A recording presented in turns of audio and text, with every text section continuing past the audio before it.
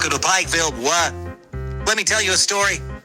Whether it's true or not, that's your problem. The names have been changed, mostly because it sounds dramatic, and I like sounding dramatic. And as for the people in it, my rule is simple. If you don't want your name in a story, don't do stupid things in front of people.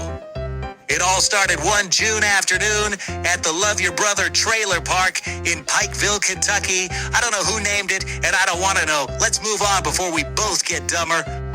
It was hot. Not summer hot, not sweaty hot. I mean hot. The kind of hot where you can leave cake batter outside and come back to a bundt cake. Hotter than your sister at the pool hot. If you're from Kentucky anyway. And they were. On this particular day, Junior and his cousin, Willie, were in the garage when they realized they were out of cigarettes and Pabst Blue Ribbon. A crisis for sure. In order to decide who got stuck walking to the carryout, they flipped their only coin. Willie tossed it in, hit the floor, bounced once, and dropped straight through a grate like it was trying to escape. Did I mention these two were a few crayons short of a full box? With no coins left, being the geniuses they were, their next idea was to race chickens in the backyard to see which one could make it back to the coop before the dog got it. Luckily, Junior's sister Shelly came out and shut that down quick.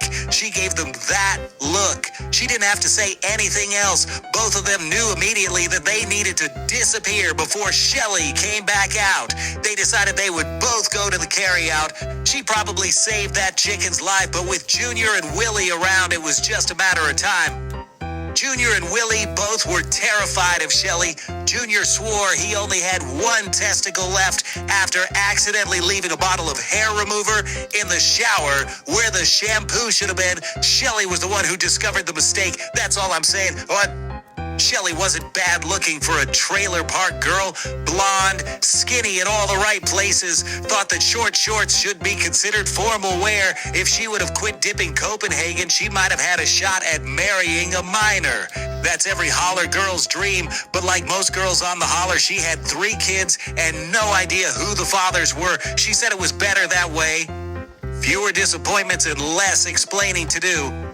The real issue, though, she was related to almost all the guys on that holler. Don't ask. We're moving on.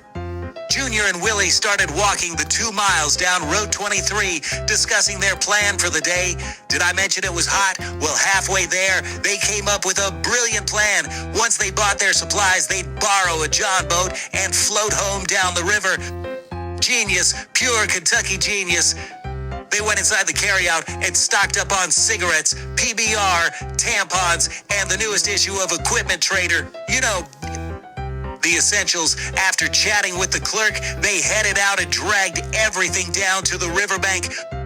Naturally, they decided they should cool off in the shade and drink a few beers before they hit the river. They figured it was a good idea to give Shelly a little time to cool off before they went back.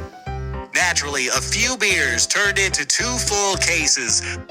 Eventually, they realized they needed more beer. Somewhere on the walk back, Willie decided it was too hot for pants. Junior agreed immediately because, of course he did. So now you've got Dumb and Dumber wandering around the carryout parking lot, pantsless, sunburned, and confused.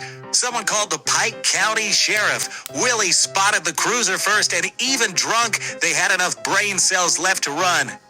They tumbled over the riverbank like 2 bowling balls in a dryer and made it back to the water, and somehow, they still thought stealing a John boat was a good idea.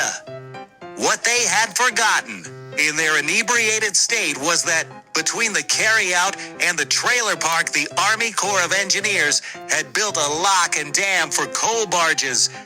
You see the problem with 2 drunk idiots, 1 tiny John boat, coal barges, a spillway that might as well have been a water slide from hell. No one has seen them since. Some folks say they made it ashore and ran off to Grayson County to follow their dream of opening a chicken fighting parlor. Personally, I think they were too drunk to understand what they had gotten themselves into and probably really enjoyed the drop at the end. They both really liked roller coasters. Either way, Junior had a decent life insurance policy and Shelley collected. She bought a double wide and moved to Kermit, West Virginia. Better internet, better opportunities. She was OnlyFans bound. She said she was finally gonna make something of herself online. I didn't ask questions. If you've ever lived around places like this, you know someone who's just like these folks, and none of this is surprising. That's my story. Believe it or don't, that's on you.